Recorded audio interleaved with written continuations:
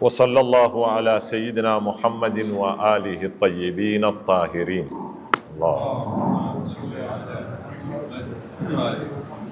اللهم أدخل على أهل القبور السرور، اللهم أغني كل فقير، اللهم أشبع كل جائع، اللهم اكسو كل عريان، اللهم اقضي دين كل مدين، اللهم فرج عن كل مكروب، اللهم رد كل غريب، اللهم فك كل أسير، اللهم أصلح كل فاسد من أمور المسلمين، اللهم اشفي كل مريض، اللهم سد فقرنا بغناك، اللهم غير سوء حالنا بحسن حالك، اللهم اقضي عنا الدين وأغننا من الفقر إنك على كل شيء قدير.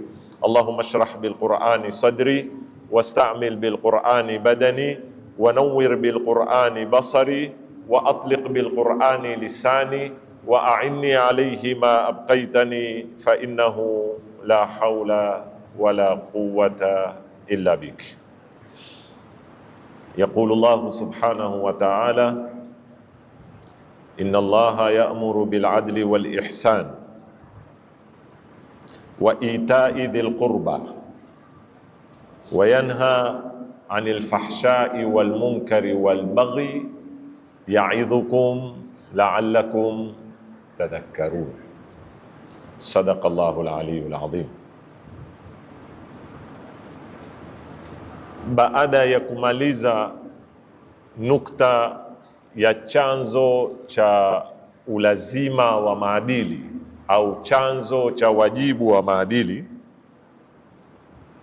katika misingi ya kinadharia, leo tunataka kuingia katika nukta nyingine ambayo Kiarabu yaitwa na wataalamu wengi wameijadili, yaitwa khasaisul al-akhlaqil qur'aniyya. Khasaisul akhlaqil qur'aniyya ni sifa gani zinazotofautisha baina ya akhlaqi za Kiqur'ani na akhlaqi zinaotegemea falsafa nyingine na madrasa nyingine. Maulamai kadha wamelijadili swala hili na wameingia katika Qur'ani kufuatilia, kila mmoja ametoka na yake. Kuna mambo wameshirikiana wote, wameyataja. Kuna mambo mengine wengine wameyataja, wengine hawakuyataja. Lakini lau utayafuatilia katika kuyadadisi, waweza kufikia hata mambo 15 au zaidi, na tutajaribu kwa kadiri ambayo Mwenyezi Mungu atatuwezesha kuyapitia kwa siku mbili. Maana nataka pia mada hii tuipe leo na kesho, ingawa leo muda utakuwa mfupi, siku 2 au 3, na kama tumeshindwa kumaliza mengine tutayawata, kwa sababu tuna mambo mengi mbele. Kwa nini? Kwa sababu tukizifahamu hizi sifa, tutafahamu akhlaqi zetu kama Waislamu ni zipi.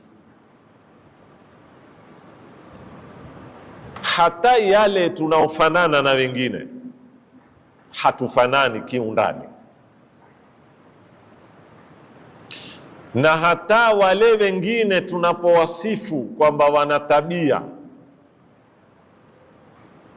hawazifanyi tabia zile kwa misingi inayotakikana na Qur'ani. Kwa sababu kama mwakumbuka, niliwaambia akhlaqi sio peke yake zitendo. Zitendo ni dhihirisho la sifa iliyoko ndani ya nafsi. Ile sifa iliyoko ndani ya nafsi ndio inaitwa akhlaq. Na mtakuja kuona wakati nikipiga mifano.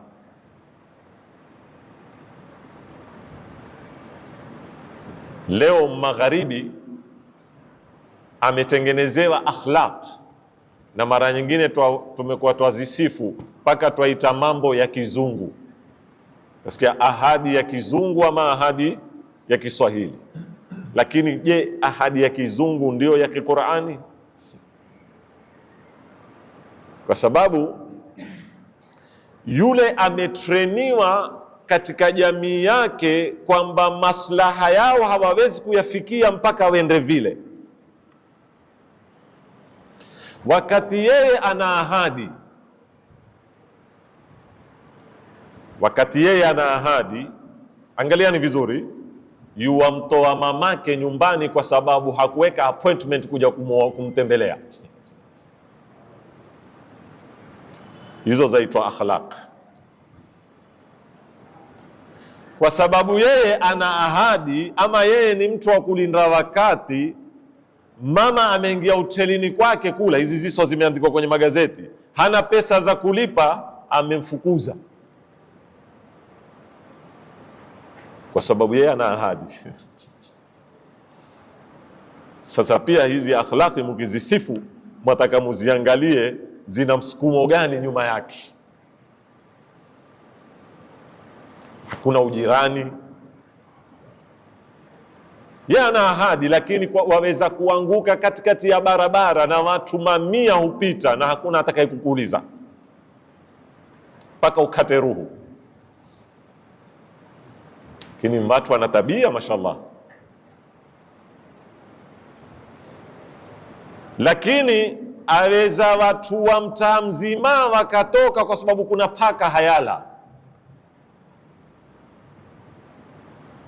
Watu wa mtaa mzima wakafanya maandamano na wakachanga na kukawekwa pesa na maaccount kwa sababu kuna paka hayafanya nini? Hayala. Lakini aweza kuwa huko mwanadamu huomba ndiani, hana chakula na watu humpita, hakuna mtia wakilini. Hawa wana tabia wazungu hapa. Ana tabia mzuri sana mama. Taka tuwatabe. Twadanganywa hapa sisi. Yule wakati ana maslaha kwako, akia hapa amu atanena na wewe kwa uzuri sana. Siku akimaliza kazi na wewe hakuyui wewe. Waulizeni walofanya kazi na wao wawaambie. Wakati hakutegemea wewe umlindrie nyumba yake, pengine jirani, hata kwa rafiki yako sana. Sababu ayua amani yake ya pale nyumbani ni majirani. Siku akimaliza kazi zake hamuyuani tena wewe na yeye. Hizo ndio akhlaqi za kizungu. Sasa hapa ndipo tunataka tuje kwenye ni sifa gani zinazotofautisha akhlaqi za Qur'ani na akhlaqi nyingine, sio kimatendo peke yake. Nisirefushe utangulizi. Kwanza tazungumza mambo mawili matatu tu leo. Watuambia wanazuoni Ar-Rabbaniya.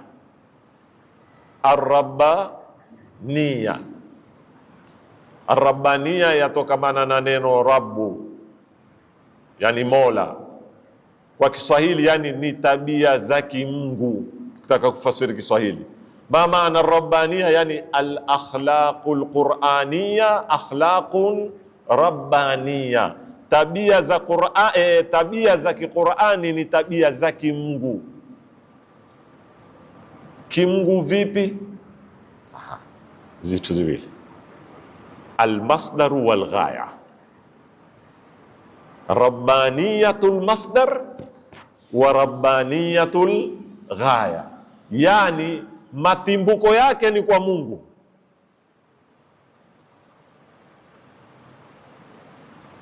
Kwa nini nanena ukweli? Kwa sababu Mungu ameniamrisha nene ukweli.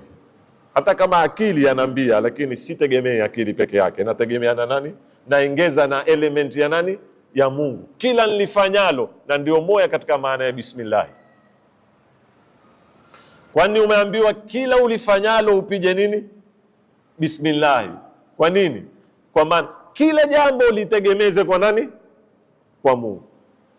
Ukiweza kufanya mambo yako kwa sababu Mungu ataka nifanye, utapunguza daktari kwa kituambia hata stress pia nyingi zitapungua, kwa sababu stress nyingi wazifanya wakati unapoweka malengo ya soko wa Mungu, ndipo utakapokuwa disappointed, ndipo baada utakapoudhika. Wema wote nilomfanyia hakunitambua, kwa sababu wewe ulipofanya hukufanya kwa ajili Mungu ataka ufanye, ulifanya kwa sababu wataka fulani atambue kwamba wewe umemfanyia wema. Alipokuwa hatambui, ulikuwa disappointed. Stress zaanza hapo. Sasa kwanza akhlaqi za Qur'ani ni Mungu ataka, inna Allaha ya'muru bil adli wal ihsani wa ita'i dhil qurba wa yanha 'anil fahshai wal munkari wal baghi. Mungu ataka hivyo. Inna Allaha ya'murukum an tu'addul amanat ila ahliha, sio Mungu awaamrisha mtekeleze amana. Hiyo ndio maana ya masdar, Mungu ataka. Na ndio kutapunguza yale maswali wengi wanakuuliza, ustadhi, mimi babangu nilipokuwa mtoto hakuniangalia kabisa. Huja sana maswali haya. Mimi baba alimoa mama, nilipozaliwa wakaatana, mimi pengine niko ndani ya matumbo ama nimezaliwa nina miezi ama mwaka, ndio hakuyua tena babangu. Nimeishi, nimesoma, na leo nimekuwa mwanadamu, nimekuwa na nafasi. Na lazima gani nimwangalie baba? Kupata maswali hayo, mimi na lazima nimwangalie? Hakuniangalia yeye. Sasa hizo ni tabia si za kimungu. Hizo ni tabia ya nipe nikupe. Takuja kueleza give and take. Ukienda kwa misingi ya alinipa nini na mimi nimpe, utakwenda hivyo. Mimi mke wangu ana mapungufu kadhaa kadhaa na mimi simfanyii. Mimi mume wangu ana mapungufu kadhaa kadhaa na mimi simfanyii. Mimi kadhaa. Utaona lawama nyingi zinazotokea zinaoharibu mahusiano ni wakati tunapotaka kuyajadili mahusiano yetu juu ya misingi nimfaidishe anifaidishe, na hapo hakuna tena kitu akhlaq, hiyo ni biashara. Kwa hivyo jukumu la wewe kumwangalia babako, kumtii babako, kumheshimu babako, kumtii mamako, kumheshimu mamako, ni jukumu la kujitegemea, halihusiani na majukumu yake kwako wewe. Ni mustaqilla, independent. Sawa babako alikuangalia ama hakuangalii, wewe ni jukumu lako ufanye nini? Umwangalie. Mamako alifanya wajibu wake wa kukuyea, hakufanya, ni mamako, ana haki za umama kwako. Makosa yake aliyoyafanya na Mungu wake katika kupoteza haki zako ni yeye na nani? Na Mola wake. Atakwenda kujibu yeye na Mola wake, lakini kosa lake halisahihishi wewe kufanya kosa. Mahala tu pamoja pako kwenye Uislamu pa mke na mume katika masala ya nafaka, sababu katika jukumu la mume kwa mkewe ni kufanya nini? Nafaka, kumlisha, kumvisha, sio fil muqabil na yeye akutii. Ndio ule mwanamke aitwa unashiza.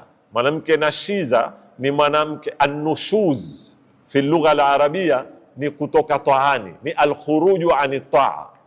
Mwanamke akitoka kwenye taa ya mumewe huitwa nani? Nashiza. Akiwa nashiza, haki ya nafaka huanguka. Haki ya nafaka hufanya nini? Huanguka. Hapo peke yake ndio huwa nini. Lakini nikikwambia huanguka, haimaanishi hufai kumpa, kwamba ukimpa utapata madhambi. Waweza kuwa ni mwanadamu na ukaendelea kumpa na ukapata thawabu. lakini una haki hapo kunena na mimi sikupi chakula kwa sababu wewe hunitii, lakini huna haki hiyo wewe na babako, huna haki hiyo wewe na mamako, kwamba mama hukuniangalia na mimi sikuangalii. Huna haki. Sasa hili ndio moja tunaupendelea maana ya tabia, akhlaqi za Kiqur'ani ni nini? Rabbania. Rabbania zatoka kwa Mungu, rabbania tukifanya ghaya, lengo ni nani? Yabtaghuna fadlan min Allahi wa ridwana. Ndio ile aya innama nut'imukum la nuridu minkum. Sasa utapunguza stress nyingi. Mimi ule umsaidia lakini hata salamu hanipigii. Mimi ule umsaidia lakini akiniona hanisimamii.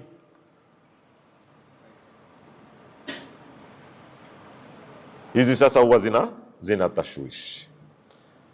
Hii sifa ya kwanza yataka malezi. Haivi tu mimi hapa nimenena na nyinyi mmesikia ikawa ndio imeshatubadilisha maisha. Yataka kuzowezeshwa kutoka ukiwa mtoto, na ndio mtaona kuna mambo wasomeshwa kitheory, kuna mambo wafanyishwa kinini, kipractical. Mambo mingi anaofanyishwa polisi na mwanajeshi yana malengo ya kulenga falsafa kubwa ya kijeshi katika nchi, kwa sababu katika ruhu ya jeshi, mti wa mgongo wa jeshi ni kutii oda. Mwanajeshi ni mtu peke yake, hana nafasi ya kujadili. Hata akiona analoamrishwa na mkubwa wake ni nini, ni makosa, ni lazima atekeleze oda, kwa sababu ukitoa nafasi ya ile kuvunda oda, hakuna jeshi kwenye nchi. Lakini ili mwanajeshi aendelee kufahamishwa hivyo, ndio ile kila akimwona mkubwa wake ufanya nini, ukauka, atakauka salute. Yale si mambo ya mawaidha ya kuambiwa saa zote, ni mambo ya kufanyishwa.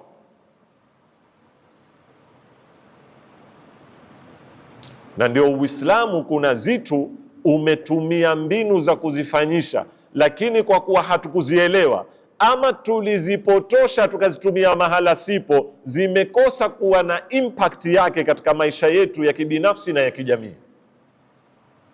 Moja ni bismillah. Kwa nini kila ufanyalo upige? Jiulize ni nini maana ya bismillah.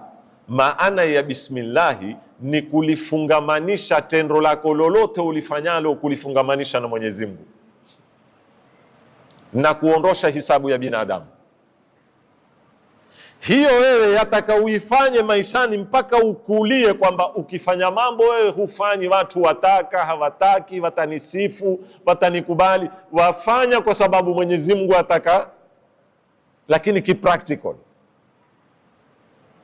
Ukimaliza kufanya umeambiwa unene nini? Alhamdulillah. Maana ya alhamdulillah nini? Ni kulegesha shukurani kwa nani? Ningefanya mimi, lakini hizi nguvu nilozifanyia, hizi pesa nilozitoa sadaka, alonipa ni nani? Ni Mungu. Kwa hivyo anaostahiki kushukuriwa nani? Si mimi. Sasa waja wakinishukuru, wakitonishukuru, lakini anayestahiki kushukuriwa ni nani? Ni Mwenyezi Mungu. Itakuharibia mipango yako ukikosa shukurani? Haikuharibia mipango. Sasa hizi dhikri hizi, la haula wala quwwata illa billah, bismillah, alhamdulillah, la ilaha illa Allah, Allahu akbar, zina falsafa kubwa katika maisha yetu. Masha Allah. Lakini utakuta ima tumekosa kuzifahamu ama tuzitumia makosa. Takbiri leo imekuwa yatumiwa peke yake kwenye wakati wa nini? Tunataka kufanya maandamano, tunataka kufanya fujo, mpaka imevaa nguo ya fujo. Imekuwa wewe ukisikia takbiri kuna war hapo. Imekuwa wewe ukisikia takbiri kuna nini? Kuna jiwe limerushwa. kwa sababu imetumiwa, sitaki kunena nini katika maana yake finyo, lakini kwenye swala wewe ukianda waianda na nini, kuna maandamano pale, ina maana masha Allah. Lakini leo angalia, tumeetewa misamiati, oh my gosh, sio utakujulikana kwamba leo umekuwa ni msomi na wewe umekuwa modern, sio oh my god, sio, na wengine hawaneni tena my god, you know, my gosh, sio oh wow, sio, yani ile masha Allah, ile la haula wala quwwata illa billah tumebadilishiwa sasa. Wow nini sasa? Sasa wewe ziona nzitu zidogo jamanini, lakini harakati yoyote unaoifanya, hata ile saluti unaoipiga, hata ile ishara unaofanya, hakikisha kwamba wenda kwa nini, kwa mudi za Kiislamu, kwa sababu zina athari katika nafsi yako, ima kukuepusha na utambulisho wako. Wewe ni Mswahili, mapijana mno yao ni Waswahili. Wewe ni Mbajuni, mapijana mno ni Wabajuni, lakini maukubali utambulisho wa Kibajuni kabla ya kutaka ziti. Ikiwa mtu lahaja yake huona haya kuinena, kwa sababu ataonekana uko nyuma. Ikiwa mtu nguo zake huona haya kuzivaa, kwa sababu ataonekana ni mshamba, wa hakadha, wewe ushakubali kucompromise kwenye utambulisho wako. Hawia pili, hii arabania yazaa sifa ya pili. Sasa sifa ya pili inaitwa ashumulu watakamul, na ili muifahamu hii, napenda tena kuwarudishia, nimewaambia arabania imetokamana na neno gani? Rabbu. Kwenye suratul Fatiha twaisomaje rabbu gani? Rabbul alamina, bwana wa ziumbe, si ziumbe peke yake, ulimwengu wa akhira na dunia, ulimwengu wa ardhini na ulimwengu wa mbinguni. Alamina ni wingi wa kila alam, kila ulimwengu. Alipokuwa Mungu wetu ambao twaamini kwamba akhlaqi zetu zatoka kwake na twazifanya kwa ajili yake, ndiyo mola wa ziumbe zote, akhlaqi zinazotoka kwake huwa na sifa ya mtanganyo wa mambo yote. Na hii nitakuja kwenye sifa nyingine ambayo sitaki kuingia leo, lakini leo nataka musimame hapa. Unapokuja kuweka kanuni, unapokuja kuweka sharia, katika sifa muhimu ya mtu awekao sharia ni kuyaona mambo anayoyawekea sharia kwa angle zake zote, si kwa angle moja.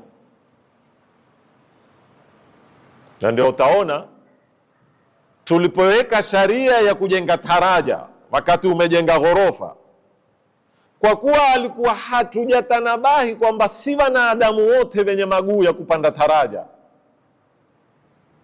sharia ile iliwanyima baadhi ya wanadamu haki zao za kupanda juu.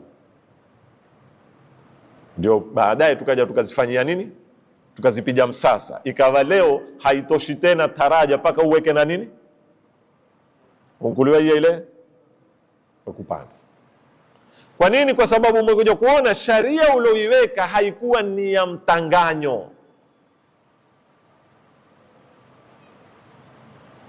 Na tatizo kubwa la falsafa za kimagharibi zilipomtenga Mungu, wameweka sharia mzuri, lakini sharia zao kwamba zimewekwa na mwanadamu ambaye maono ya akili yake na upeo wa fikira zake ni finyo, zimeshindwa mara nyingi kuona angle zote za mwanadamu anazotaka kuwekewa.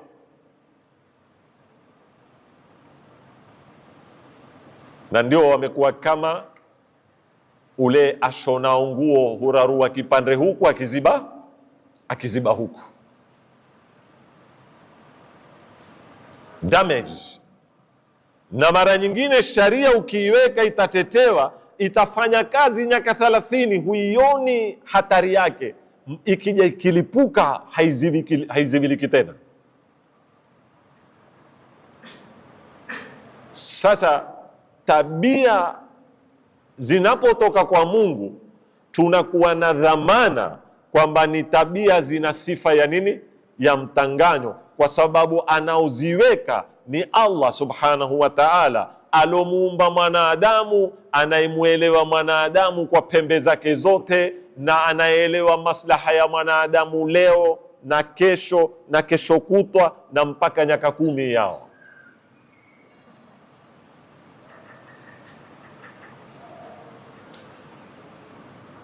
Kuna mambo waweza kuyaamua sasa hivi wewe ukayaona ni sawa, lakini utayalipia thamani baada ya miaka 10.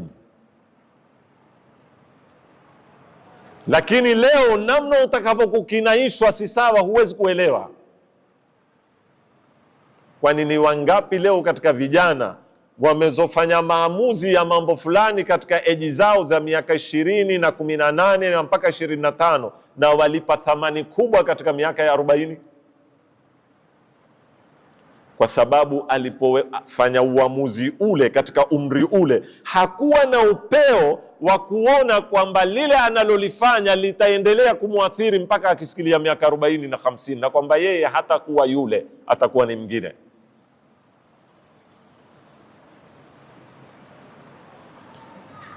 Wanaelewa vizuri sana.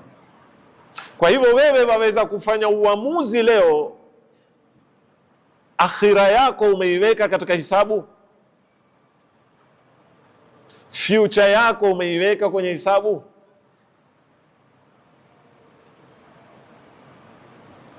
Pili, wewe si mwili, wewe una mahitaji ya kimwili, ya kiroho, ya kiakili, ya kinafsi, ya kila aina, ya kijamii. Kweli twataka discipline, twataka kudhibiti wakati, twataka ile inaoitwa private nini, private life, sio? Lakini usisahau kwamba mwanadamu ni kiumbe wa kijamii, hawezi kuishi pweke. Na katika kubalance baina ya kuishi kimaisha yako na kuishi kijamii, kuna mahala mpaka ucompromise huku na huku. Ukikataa kucompromise katika maisha yako ya kibinafsi, utapoteza sehemu kubwa ya maisha yako ya kijamii, na kupoteza maisha yako ya kijamii itakucost. Mojawapo yaweza kukutia maradhi ya wasiwasi au hizi zinaoitwa nini, stress. Kweli wewe wakati ulipokuwa busy ulikuwa hutaki kuiona na mtu, lakini hukufikiria kuna siku hutokuwa busy, kuna siku utakwenda kwa Simba uzengia mwenye kunena naye, na ambaye hukumtayarisha kunena naye ulipokuwa busy, hata kuya kunena na wewe ulipokuwa henda kwa Simba. Na ndio wazungu thamani wanazozilipa leo. Kweli wako punctually, wako katika timing, hawataki kupotezea wakati, hataki jirani kugongewa mlango, ate chumvi, ate kitunguu. Ni kero, pia ina kero lake. Hizo kwa wewe saa 8 umepanga kulala, jirani hayuyo umepanga kulala, atagonga mlango. Ina thamani social life ya kucompromise ubinafsi wako, lakini yale ukiyafuta kwenye maisha yako, ndipo pale utakufa uoze nyumbani, ujulikane baada ya miaka 3 kwamba kulikuwa kuna mtu ndani ya nyumba amekufa. Ndipo pale utasikilia wakati utapekwa kwenye majumba ya wazee. So huna mtu tena mwenye kuketi na wewe. Sasa yaangalieni mambo kwa kila upande, msibabaishe na lugha za kifilosofi. Wajua tunataka kadhaa. Uislamu katika uhodari wake mmoja, na sifai kunena uhodari kwa sababu Mwenyezi Mungu asifii kwa uhodari. Mwenyezi Mungu ni alim, umekidhi mahitaji ya mwanadamu yote. na huwezi kuyapatia mahitaji ya mwili wako tu ukanyima nafsi yako, ukanyima ruhu yako, na huwezi kujipa leo tu duniani ukapoteza akhira, na huwezi kujipa akhira tu ukapoteza duniani, na huwezi kuipatia jamii kila kitu ukapoteza ubinafsi wako, na huwezi kupatia ubinafsi wako kila kitu ukapoteza jamii. Balance. Na anayekubalanzia nani? Mwenyezi Mungu Subhanahu wa Ta'ala. Ndipo pale akakwambia wala tansa nasibaka wabtaghi fima ataka Allahu daral, tafuta katika alizokupa Mwenyezi Mungu akhira, jenga akhira yako, toa sadaka, jenga misikiti, kisha angalia Mwenyezi Mungu pap akurudisha kwenye balance. Wala tansa nasibaka minad dunya, usisahau fungu lako duniani. Usisahau kwamba wewe pia wataka kustarehe. Usisahau kwamba na wewe hapo umejenga msikiti mzuri na nyumba yako pia ijenge uzuri. Usisahau kwamba wewe una vijana, japokuwa peka chakula kizuri zuri msikitini, na vijana zako nyumbani pia walishe. Ni thawabu. Moja katika thawabu ni kutia furaha nyumbani. Nyumbani kwa maana pana, si nyumba ya mke peke yake. Vijana ukiwa pekea zawadi, vijana wakateka, ni thawabu. Kwa kubalance, ipe ruhu ibada, lakini usisahau kwamba wewe una mwili, wataka kulala, wataka kustarehe. Sasa hivi muda ametuambia panga time ya kupumzika. Uislamu umetuambia hivyo, rawihul quluba sa'atan fasaa, zipumzisheni hizi nafsi wakati baada ya wakati, yani zipangieni starehe. Balance. Ukiweza kubalance, ndio utakuwa umekwenda kwa misingi ya Kiislamu. Na hii ndio maana nimalize leo darasa hapa, wakadhalika, angalia hili, wakadhalika ja'alnakum ummatan wasata, hivyo hivyo tumewajalia nyinyi ni umma wa katikati. Nitakuuliza suala, sisi mwa mwisho ama mwa katikati? Ummati Muhammad ni wa mwisho ama mwa katikati? Sasa mbona aya yatuambia nyinyi katikati? Maana ya katikati hapa si maana kuna wa mwanzo. Maana ya katikati yani ni watu wa kubalance nyinyi. Mayahudi walishika dunia wakatupa mipaka. Wakristo wakaja kureact kwa sababu wamenini, wakatupa dunia mpaka wakaharamisha kuoa. Nyinyi mkaja katikati. Kwa hivyo kila tabia mzuri iko katikati baina ya tabia mbili mbovu. Ubakhili ni muovu na israfu ni nini? Katikati ndio ukarimu. Ukarimu ukizidi pia ni muovu. Na iktisadi, kufanya budget ni uzuri, lakini ukifanya budget mpaka ukawa hula mkate mkavu pia sio Uislamu. Panga kutajirika tu, si umwekea nani? So, balance, katikati. Tumia, weka. Panga maisha, kula, wahakadha. Na kila tabia ukitokomeza huitwa tahawur, si ushujaa ono. Kwamba wewe atakuambiwa wewe ni shujaa nno, kila upambana naye atakupigana naye, kila litokealo kombe, si ushujaa. Hiyo huitwa tahawur, tabia mbovu hiyo, utaiangamiza. Wala tulqu biaidikum ila na kuwa khawafi ni tabia mbaya. Kuwa shujaa nini? Ni katikati. Usiwe khawafi lakini usiwe na tahawur. Umezidiwa shekhe, angalia mpango. Umeona umezidiwa, watu 10 wamekuzunguka, umeona uwawezi, fanya nini? Wala usiogopi kuambiwa hucha. Ile ni katika kujipanga. Sio? Tutasimama hapa leo inshallah na hizi sifa mbili. Kwa hivyo nataka muzishike. Sifa ya kwanza ya akhlaq za Kiislamu ni nini? Rabbania, zatoka kwa Mungu, zafanywa kwa ajili ya Mungu. Sifa ya pili ni nini? Ashumulia wa takamul, zatanganya na zakamilishana, hazishiki upande mmoja zikawata upande mwingine.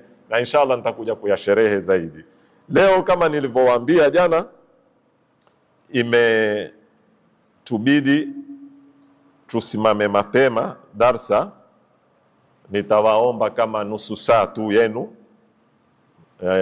Manake programu yangu nimepanga iwe saa 12 kasrobo mpaka saa 12:15. Ndio muniongeze na mimi dakika 15 hiyo, ndio nawaomba. Najua siku hizi mwadhini mpaka saa 12:30.